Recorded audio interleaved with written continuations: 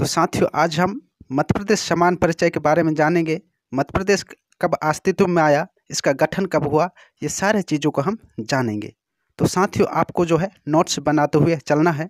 तो साथियों, आपको मैं बता दूं कि जो बेस्ट नोट्स जो होता है वो हम अपने हैंड राइटिंग से खुद अपने कॉपी पर बनाते हैं, वो होता है अपना बेस्ट नोट्स। तो साथियों, आपको मैं यही सजेशन दूंगा कि आप जो है नोट्स अपने हाथों से बनाएं और उसी से जो है अपना प्रिपरेशन करते रहें। और साथियों, एक बात और बता दूं कि मैं जो है आज मेरे चैनल को सब्सक्राइब करने के लिए या वीडियो को लाइक करने के लिए नहीं बोलूँगा। यदि आप लोगों को मेरा जो कंटेंट है, हर पॉइंट यदि आपको समझ में आता है, आपको लगता है कि ये सारे पॉइंट इम्पोर्टेंट हैं, तो ही मेरे चैनल को सब्सक्राइब करें, अन्यथा ना करें।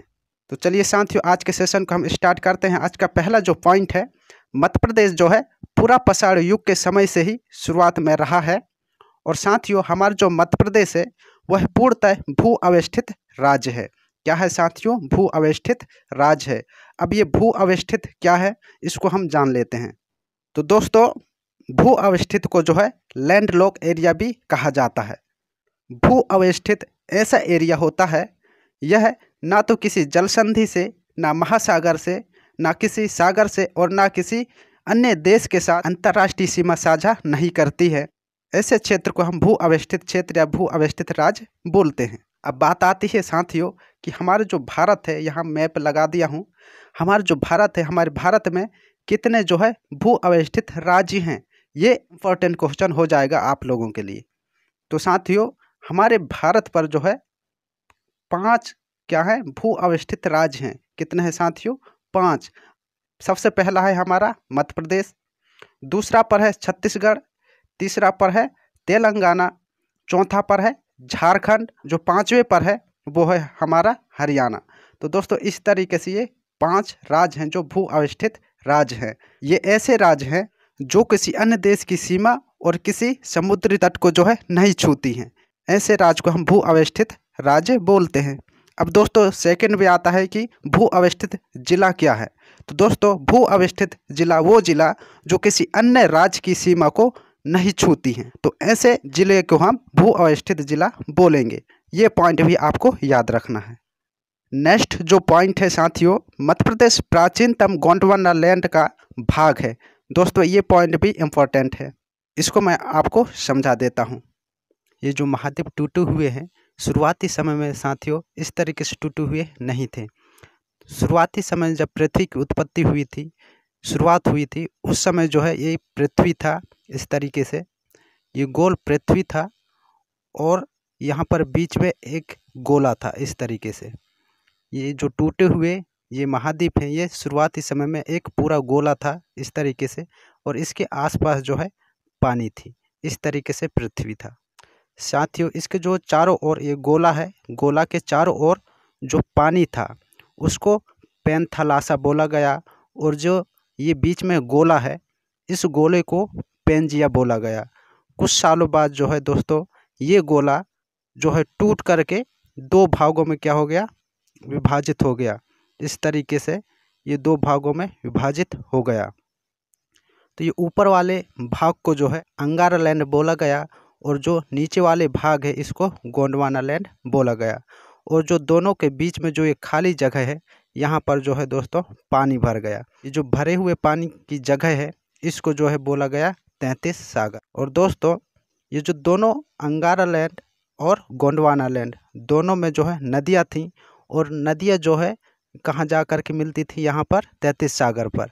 तो दोस्तों, जो नदियाँ यहाँ पर 33 सागर पर मिलती थी, वो जो है अपने बहाव पर कुछ अवसाद लेकर के और यहाँ पर 33 सागर पर मिलते थे। अवसाद का मतलब है कंकड़ पत्थर वगैरह ला करके और यहाँ पर मिल जाते थे।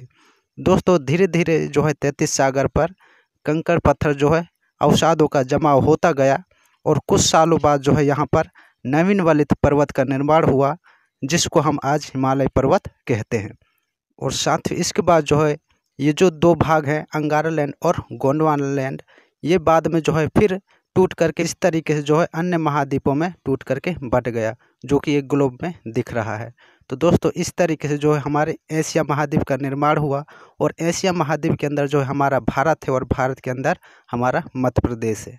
तो इस तरीके से साथियों इसको आपको याद रखना है। अब साथियों नेक्स्ट जो पॉइंट है, संरचना की दृष्टि से प्रायद्वीपीय भाग का उत्तरी भाग जो है मध्य प्रदेश के अंतर्गत आता है। अब दोस्तों यहाँ पर जो है प्रायद्वीपीय क्या है इसको भी हम जान लेते हैं। तो साथियों सबसे पहले महाद्वीप, ऐसा एरिया जो आसपास पानी से घिरा हुआ हो और बड़ा क्षेत्र हो। कैसा हो? बड़ा क्षेत्र हो, तो ऐसे एरिया को हम महाद्वीप बोलेंगे। और छोटा एरिया जिसके आसपास पानी भरा हो और छोटा एरिया हो, तो ऐसे क्षेत्र को हम द्वीप बोलते हैं। क्या बोलते हैं? द्वीप बोलते हैं। ये आपको याद रखना है। और दोस्तों बात करते हैं हम प्रायद्वीप की। तीन ओर से पानी घिरा हुआ है और इसमें जो है बड़ा क्षेत्र हो, तो ऐसे क्षेत्र को हम प्रायद्वीपीय क्षेत्र बोलेंगे। और दोस्तों छोटा एरिया जो कि तीन ओर से घिरा हुआ, ऐसे एरिया को हम बोलेंगे अंतर्द्वीप या अंतरीप। ये आपको याद रखना है। और साथियों उपमहाद्वीप को भी हम जान लेते हैं। आपको मैं बता दे रहा हूँ कि ये है हमारा इंडिया। सपोज करिए ये हमारा इंडिया है और दोस्तों इस साइड जो है कौन सा पर्वत है? हिमालय पर्वत है। और इस साइड जो पाकिस्तान की ओर है उस साइड है हिंदुकुश पर्वत। तो दोस्तों ये दोनों पर्वत क्या कर रहे हैं? हमारे जो भारत का एरिया है इसको काटते हैं। क्या कर रहे हैं साथियों? ये काटते हैं। तो दोस्तों किसी हिमालय के द्वारा या अन्य किसी के द्वारा काटा गया एरिया के अंतर्गत जो आता है उसको हम उपमहाद्वीप बोलते हैं। ये आपको याद रखना है। तो साथियों इसके बाद जो है बहुत से घटनाएं हुई और उसके बाद जो है धीरे धीरे बढ़ते हुए 15 अगस्त 1947 से पूर्व जो है कई छोटी छोटी रियासतें हमारे भारत में थीं। और साथियों ये रियासतें कुल मिलाकर 562 देशी रियासतें थीं। तो दोस्तों 562 देशी रियासतों और ब्रिटिश प्रांतों का एकीकरण करके जो है भारत में 4 भागों में राज्य का गठन किया गया। कितने भागों में साथियों? 4 भागों में। किसको? भारत को। भारत में जो है 4 भाग बनाया गया। सबसे पहला पार्ट ए। सबसे पहला क्या बनाया गया? पार्ट ए बनाया गया, जिस पर जो है ब्रिटिश भारत में गवर्नर का शासन था। और दोस्तों इसमें 216 देशी रियासतों को शामिल करके पार्ट ए बनाया गया था। ये भी आपको याद रखना है। और जिसकी संख्या थी, जिसमें मध्य प्रदेश था, जिसमें सेंट्रल प्रोविंस तथा बरार शामिल था। दूसरा उड़ीसा, पश्चिम बंगाल, आंध्र प्रदेश, मद्रास, असम, बिहार, मुंबई, पंजाब और संयुक्त प्रांत। तो दोस्तों ये सारे को मिला करके जो है पार्ट ए बनाया गया था। ये आपको याद रखना है। और जो हमारा मध्य प्रदेश था वो पार्ट ए के अंतर्गत आता था, जो कि सेंट्रल प्रोविंस तथा बरार थे। पार्ट 2 में जो है 275 देशी रियासतों को शामिल करके बनाया गया। 275 देशी रियासतों को मिलाकर के पार्ट 2 बनाया गया, जिसकी संख्या 8 थी, जिसमें हमारा मध्य भारत था। इंदौर और ग्वालियर शामिल थे। मैसूर, राजस्थान, जम्मू कश्मीर, हैदराबाद, पेप्सू, त्रावणकोर, ये सभी को मिलाकर के जो है पार्ट बी बनाया गया था। ये आपको याद रखना है। बात करते हैं पार्ट सी की। तो इसमें 61 देशी रियासतों को मिलाकर बनाया गया था। और इसमें जो है इसकी संख्या 9 थी। यहाँ टाइप थोड़ा सा मिस हो गया है। इसकी संख्या कितनी थी? 9 थी साथियों। इसमें जो है विंध्य प्रदेश, भोपाल, अजमेर, हिमाचल प्रदेश, दिल्ली, मणिपुर, त्रिपुरा, बिलासपुर और कुर्ग, ये सारे को मिलाकर के जो है पार्ट सी बनाया गया था। ये आपको याद रखना है। दोस्तों आपको मैं समझा दे रहा हूँ। तो साथ ही ये मैं मैप लगाया हूँ, यहाँ पर आप देख सकते हैं कि सबसे पहले हमारा ये क्या था? मध्य भारत। ये मध्य भारत, उसके बाद फिर ये मध्य प्रदेश, ये भोपाल और ये विंध्य प्रदेश।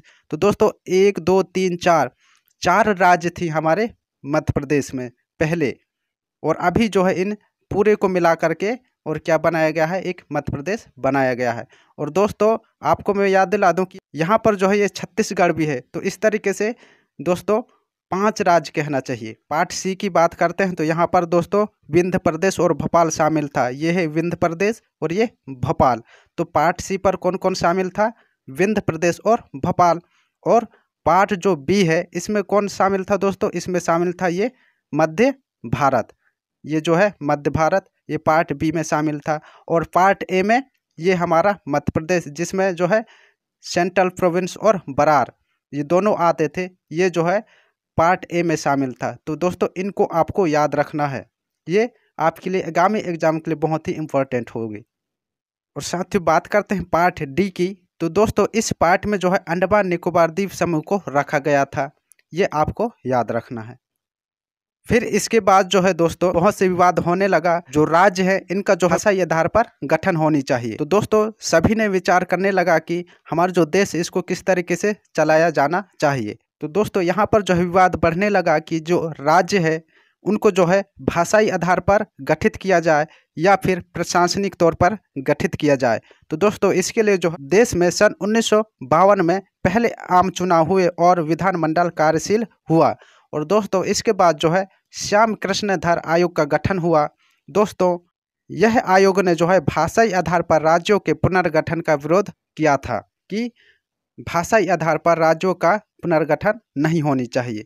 दोस्तों इसके बाद जो है फिर भी बहुत से विरोध होने लगा। इसके बाद जो है JPVP समिति गठित किया गया, जिसमें साथियों 3 सदस्य थे, जवाहरलाल नेहरू, वल्लभ भाई पटेल और पट्टाभी सीतारामैया। तो साथियों यह समिति ने प्रभावित जनता की आपसी सहमति, आर्थिक और प्रशासनिक व्यवहार्यता पर जोर देते हुए भाषा आधार पर जो है राज्यों का गठन करने का सुझाव दिया। ये आपको याद रखना है, ये बहुत ही इम्पोर्टेंट पॉइंट हो सकता है। उसके बाद जो है दोस्तों 1953 में आंध्र प्रदेश का तेलुगु भाषा राज्य के तौर पर गठन किया गया। तो दोस्तों सबसे पहले 1953 में आंध्र प्रदेश का जो है तेलुगु भाषा राज्य के तौर पर गठन किया गया, ये पॉइंट भी आपको याद रखना है। तो दोस्तों एक जो सामाजिक कार्यकर्ता थे पोट्टी श्री रामलू ने 58 दिन का जो है अनशन कर दिया। किस लिए कर दिया साथियों? कि यह मद्रास से आंध्र प्रदेश को अलग करने की मांग करने लगा। क्या करने लगा? अलग मांग करने लगा कि आंध्र प्रदेश को जो है मद्रास से अलग किया जाए। और दोस्तों इसके बाद जो है अनशन खत्म होते ही इनकी मृत्यु हो गई। तो दोस्तों इसके बाद 22 दिसंबर 1953 में प्रथम राज्य पुनर्गठन आयोग का गठन हुआ। क्या हुआ साथियों? 22 दिसंबर 1953 में प्रथम राज्य पुनर्गठन आयोग का गठन हुआ, ये आपको याद रखना है। इसके अध्यक्ष थे न्यायाधीश फजल अली।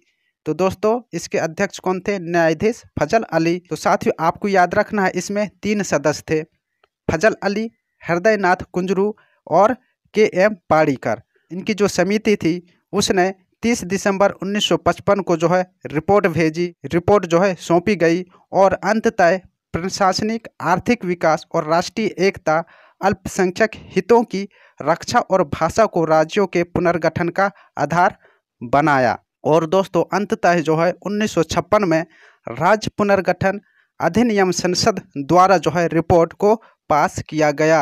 तो दोस्तों ये आपको याद रखना है। और इस तरीके से पास होकर के 14 राज्य और 6 केंद्र शासित प्रदेश बनाए गए थे। तो दोस्तों ये सारे पॉइंटों को आपको याद रखना है कि 1956 में जो है क्या हुआ? राज्य पुनर्गठन अधिनियम संसद द्वारा जो है रिपोर्ट को पास किया गया और इसके तहत जो है 14 राज्य और 6 केंद्र शासित प्रदेश बनाए गए थे। तो दोस्तों इसके आगे जो है हम नेक्स्ट वीडियो पर देखेंगे, क्योंकि दोस्तों वीडियो बहुत ज़्यादा लंबा हो जाएगा तो आपको समझने में जो है दिक्कतें आएगी। छोटे छोटे कंटेंट में जो है आपको समझने में आसानी होगा और फिर जो है मध्य प्रदेश के गठन के बारे में पूरे हम जानेंगे। तो चलिए साथियों हम नेक्स्ट वीडियो पर मिलते हैं। जय हिंद।